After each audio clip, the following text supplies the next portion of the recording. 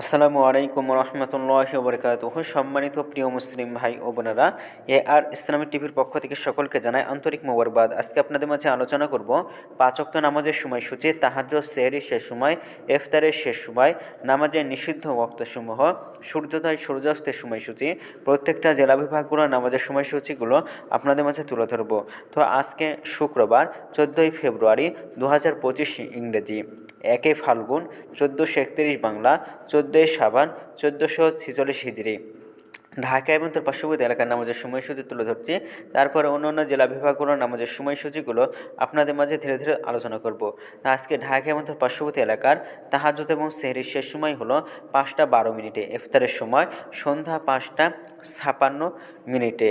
আজকে ফজরের নামাজের রক্ত শুরু হবে 5টা 16 মিনিটে, ফজরের নামাজের রক্ত শেষ হবে 6টা 32 মিনিটে, জোহরের নামাজের রক্ত শুরু হবে 12টা 14 মিনিটে, জোহরের নামাজের রক্ত শেষ হবে 4টা 15 মিনিটে, আসরের নামাজের রক্ত শুরু হবে 4টা 16 মিনিটে, আসরের নামাজের রক্ত শেষ হবে 5টা 52 মিনিটে, মাগরিবের নামাজের রক্ত শুরু হবে 5টা 56 মিনিটে, মাগরিবের নামাজের রক্ত শেষ হবে 7টা 8 মিনিটে, ঈশার নামাজের রক্ত শুরু হবে 7টা 9 মিনিটে এবং শেষ হবে 5টা 11 মিনিটে, ঈশার রক্ত শেষ হবে।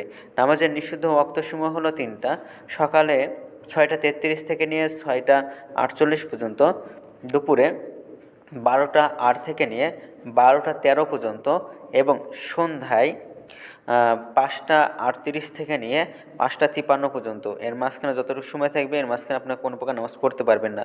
আজকে সূর্যাস্ত যাবে 5টা 53 মিনিটে আর আজকে সূর্যোদয় হবে 6টা 33 মিনিটে। এই গেল ঢাকা এবং তার পার্শ্ববর্তী এলাকার নামাজের সময়সূচি। এখন আলোচনা করব বিভাগীয় শহরের জন্য উল্লেখিত সময়ের সঙ্গে যেসব বিভাগের সময় আপনি যোগ বিয়োগ করবেন তা হলো এই, অর্থাৎ আপনি বিয়োগ করবেন চট্টগ্রামে 5 মিনিট এবং সিলেটে 6 মিনিট কম করবেন। ঢাকা এবং তার পার্শ্ববর্তী এলাকায় যে নামাজের সময়সূচিটা রয়েছে সেখান থেকে চট্টগ্রামে 5 মিনিট এবং সিলেটে 6 মিনিট কম করবেন। যোগ করবেন খুলনাতে 3 মিনিট, রাজশাহীতে 7 minute, Rangpur 8 minute, Barishal 1 minute বেশি করবেন ঢাকা এবং তার পার্শ্ববর্তী এলাকায় যে নামাজের সময়সূচিটা রয়েছে তার থেকে। তো আজকের ভিডিওটি পর্যন্ত ছিল, আর এই সূত্রগুলো আমরা নিয়েছি ইসলামী ফাউন্ডেশন থেকে। ভিডিওটি ভালো লাগলে অবশ্যই চ্যানেলটি সাবস্ক্রাইব করে পাশে থাকবেন।